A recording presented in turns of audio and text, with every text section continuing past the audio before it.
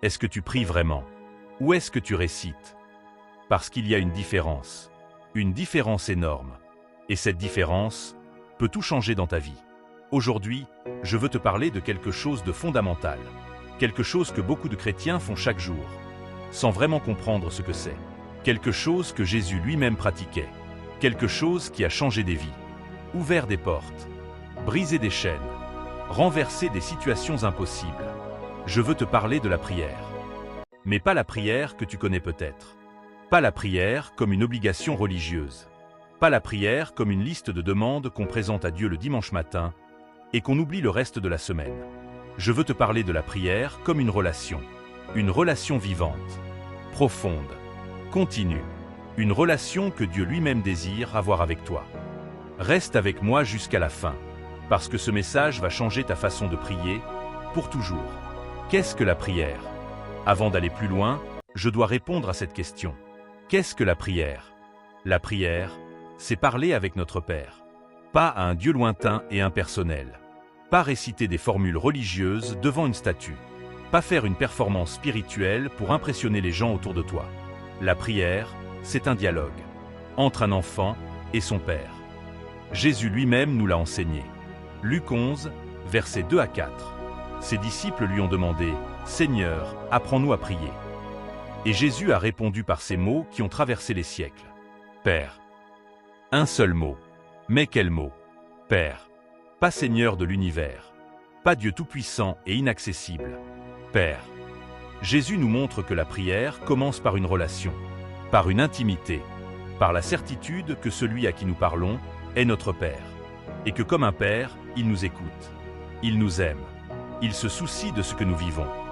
Et c'est là que tout change, parce que si Dieu est vraiment ton Père, alors tu peux lui parler de tout, de tes peurs, de tes rêves, de tes douleurs, de tes espoirs, de tes doutes, de tout ce que tu portes dans ton cœur et que tu n'oses dire à personne d'autre. Tu peux lui parler comme un enfant parle à son papa, avec confiance, avec vérité, avec amour. C'est ça la prière. Pas une cérémonie vide, pas une obligation religieuse, mais une relation vivante avec Dieu. Prier sans cesse, ce que ça signifie vraiment. Maintenant, parlons du verset qui est au cœur de ce message. 1 Thessaloniciens 5, verset 17. 4 mots en français. 4 mots qui ont parfois dérouté les chrétiens. 4 mots qui semblent impossibles à vivre. Prier sans cesse. Vraiment? Est-ce que cela signifie passer chaque minute, les yeux fermés, à réciter des prières? Est-ce que cela signifie qu'on ne peut pas travailler, manger, dormir, vivre? Non. Prier sans cesse ne signifie pas parler à Dieu sans but. Ce n'est pas une performance religieuse de 24 heures sur 24.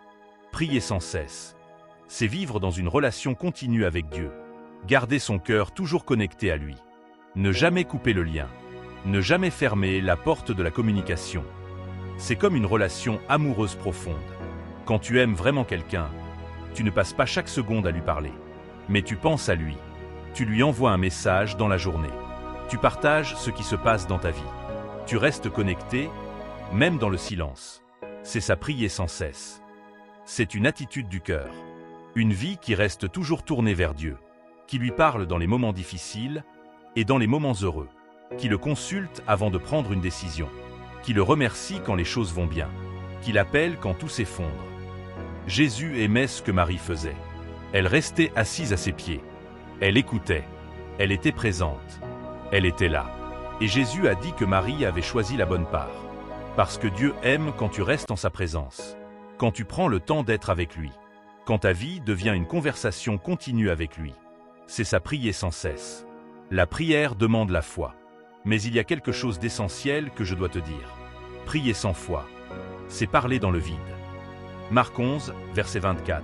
Tout ce que vous demanderez en priant, croyez que vous l'avez reçu, et vous le verrez s'accomplir.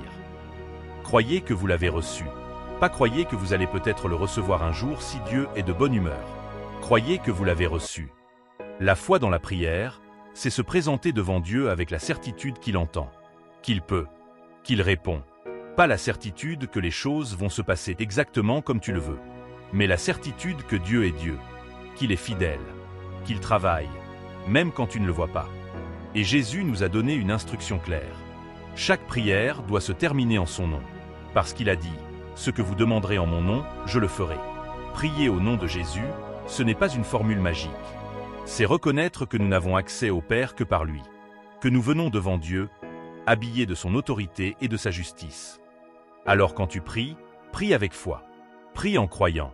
Prie en sachant que celui qui t'écoute, c'est le même Dieu qui a ouvert la mer Rouge, qui a fermé la gueule des lions pour Daniel, qui a délivré Pierre de sa prison, qui a ressuscité les morts.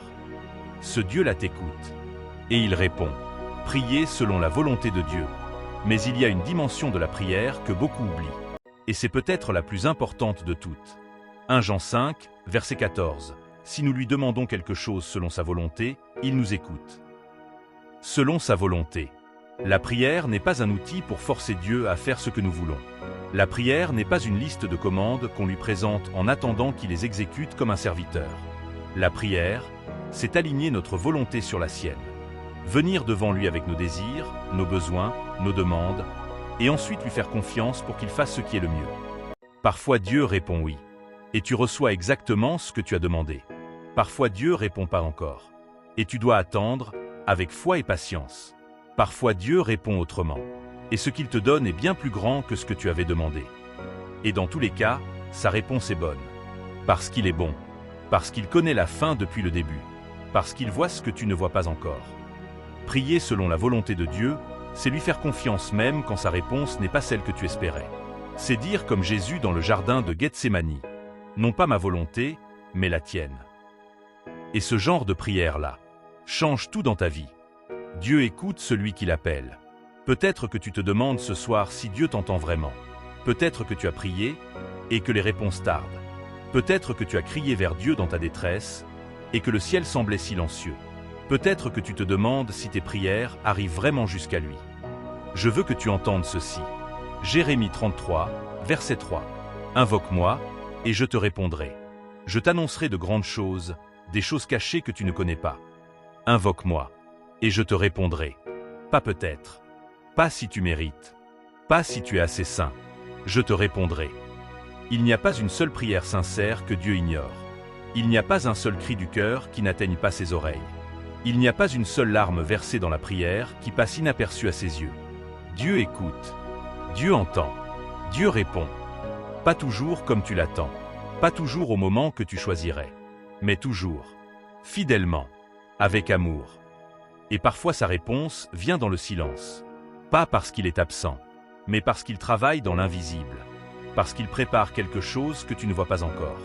Parce qu'il orchestre les détails de ta délivrance pendant que tu pries. Ne te décourage pas si la réponse tarde. Continue à prier. Continue à appeler.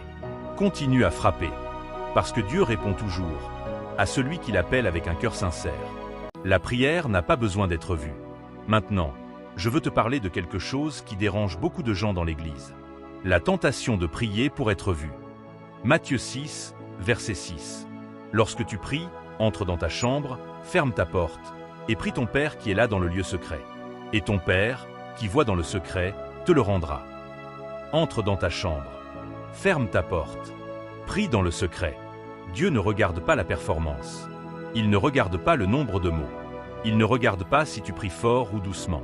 Si tu pries en public ou en privé. Dieu regarde le cœur. Une prière murmurée dans ta voiture vaut autant qu'une prière criée dans une assemblée de 1000 personnes, si elle vient d'un cœur sincère. Une prière de 3 mots au fond de ton lit dans l'obscurité vaut autant qu'une prière de 3 heures, si elle vient d'un cœur humble et vrai. Parce que Dieu ne se laisse pas convaincre par la quantité de mots. Il se laisse toucher par la vérité du cœur. Viens simplement, humblement, vraiment, avec ce que tu es, avec ce que tu vis. Et ce Père qui voit dans le secret récompensera. La prière demande la persévérance. Et voilà peut-être la leçon la plus difficile sur la prière. Elle demande la persévérance. Matthieu 7, verset 7. Demandez, et l'on vous donnera. Cherchez, et vous trouverez. Frappez, et l'on vous ouvrira. Demandez, cherchez, frappez. Ces 3 verbes dans le texte original sont au présent continu. Pas une seule fois. Continuellement. Demandez encore et encore. Cherchez encore et encore. Frappez encore et encore. La prière persévérante n'est pas une prière qui doute. C'est une prière qui croit tellement en Dieu qu'elle refuse d'abandonner. C'est une prière qui dit « Seigneur, je sais que tu peux. Je sais que tu veux ce qu'il y a de mieux pour moi. Et je vais continuer à frapper à ta porte jusqu'à ce que tu ouvres. » Jésus a raconté l'histoire de la veuve et du juge inique. Une femme venait sans cesse devant un juge qui ne craignait ni Dieu ni les hommes. Elle revenait chaque jour. Elle insistait. Elle ne lâchait pas. Et finalement, le juge lui a rendu justice. Simplement parce qu'elle avait persévéré. Et Jésus dit, « Si un juge injuste finit par répondre à cause de la persévérance, combien plus votre Père céleste qui vous aime répondra-t-il à ceux qui crient vers lui jour et nuit? Ne te décourage pas si la réponse ne vient pas immédiatement. Continue à prier, continue à chercher, continue à frapper, parce que Dieu travaille même dans le silence. Et ta prière persévérante n'est jamais perdue. » Jésus est la prière, notre modèle. Si tu veux comprendre ce qu'est vraiment la prière, regarde Jésus. Jésus priait souvent. Il se levait avant l'aube pour aller dans des lieux déserts et prier. Il passait des nuits entières en prière. Avant chaque décision importante, il priait. Avant de choisir ses disciples, il priait toute la nuit. Avant de ressusciter Lazare, il a levé les yeux au ciel et a parlé au Père. Dans le jardin de Gethsémani, il a prié avec une telle intensité que sa sueur est devenue comme des gouttes de sang. Jésus, le Fils de Dieu, celui qui est un avec le Père, priait. Pas pour impressionner les gens, pas parce que c'était une obligation, mais parce que la prière était sa respiration, sa connexion avec le Père, sa source de force et de direction. Et si Jésus lui-même ne pouvait pas vivre sans prier, comment pouvons-nous croire que nous le pouvons? La prière n'est pas une option pour le chrétien. C'est l'air qu'il respire. C'est la nourriture de son âme. C'est le lien qui le maintient connecté à Dieu dans chaque saison de sa vie. Et dans le Notre Père, Jésus nous a donné un modèle complet. Adorer Dieu pour ce qu'il est. Demander sa volonté sur la terre. Lui confier nos besoins quotidiens.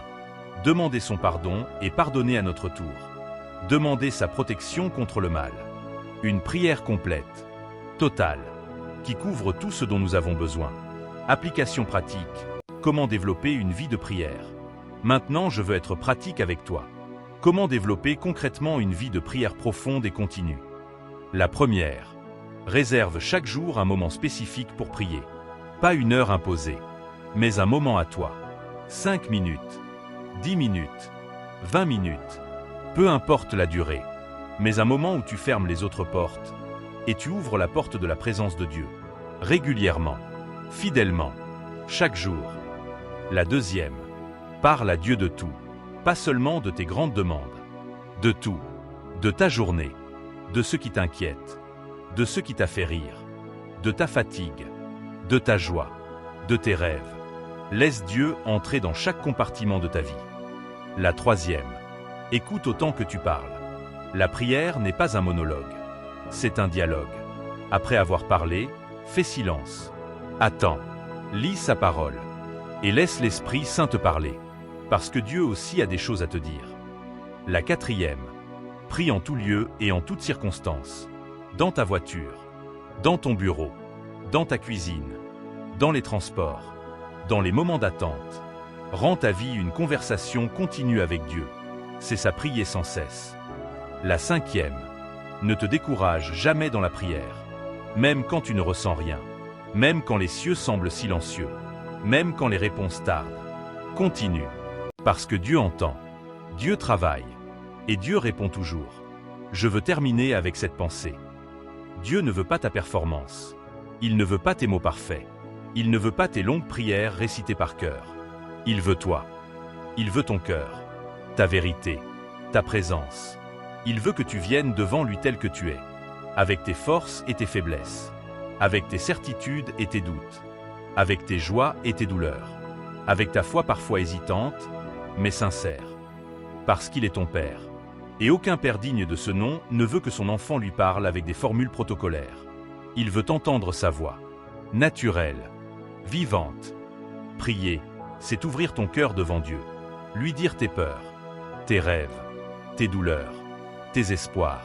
C'est lui faire confiance, même quand tu ne vois pas le chemin clairement. Je veux prier, pas parce que je suis parfait, mais parce que j'ai besoin de Dieu. Ne vous inquiétez de rien. Priez pour tout, et la paix de Dieu gardera vos cœurs. C'est la promesse. C'est la puissance de la prière. Commence aujourd'hui. Commence maintenant. Ouvre ton cœur. Parle à ton Père. Et laisse la prière transformer ta vie. Amen. Et avant de partir, je veux te dire quelque chose d'important. Si tu es arrivé jusqu'ici, ce n'est pas un hasard. Dieu t'a conduit jusqu'à cette vidéo parce qu'il a quelque chose pour toi. Parce qu'il veut que tu grandisses. Parce qu'il veut que ta relation avec lui devienne plus profonde, plus vraie, plus puissante. Et tu n'es plus seul dans ce chemin. Tu fais maintenant partie d'une famille. Une famille de croyants qui marchent ensemble, qui prient ensemble, qui grandissent ensemble, qui traversent les tempêtes ensemble. Une famille qui sera toujours là dans ta marche avec le Seigneur. Partage cette vidéo avec quelqu'un qui a besoin de renouveler sa vie de prière. Quelqu'un qui s'est éloigné de la prière. Quelqu'un qui ne sait pas comment commencer. Ce partage pourrait changer une vie. Abonne-toi pour ne rien manquer de nos prochains enseignements. Et je t'invite à explorer les autres messages et prières de cette chaîne. Chaque vidéo est une rencontre avec Dieu. Chaque message est une pierre de plus dans ta foi. Chaque prière est une porte qui s'ouvre dans ta relation avec lui. Parce que Dieu a encore beaucoup à te dire. Parce que le meilleur de ta marche avec le Seigneur est encore devant toi. Nous marchons ensemble. Et ensemble, nous allons vers la destinée que Dieu a préparée pour chacun de nous. Que Dieu te bénisse abondamment. Que sa paix soit sur toi. Que sa main te guide à chaque pas. Bienvenue dans la famille. Tu es chez toi ici. Amen.